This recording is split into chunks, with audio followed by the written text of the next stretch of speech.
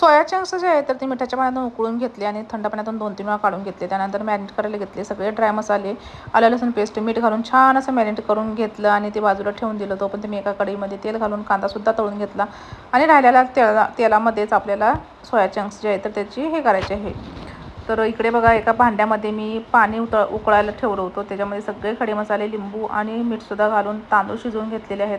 जोपर्यंत तांदूळ शिजत होते तोपर्यंत मी इकडे हे करायला घेतलेलं आहे. तर कढईमध्ये थोड्याशा मिरच्या घातल्या, टोमॅटो घातला, बेरिस्ते घातला आणि त्यामध्ये आपले मॅरिनेट केलेले सोया चंक्स घालून घेतले आणि छान असे 10 मिनटं शिजवून घेतले. त्यानंतर इकडे तांदूळसुद्धा शिजून माझे तयार होते. थर लावायला घेतले.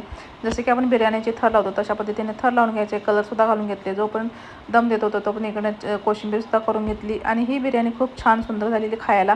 तुम्हाला जर व्हिडिओ आवडत असेल तर लाईक, शेअर आणि सबस्क्राईब करायला विसरू नका आणि नक्की बनवून खावा आणि कमेंटमध्ये नक्की सांगा मला कशी झाली तुमची बिर्याणी. थँक्यू.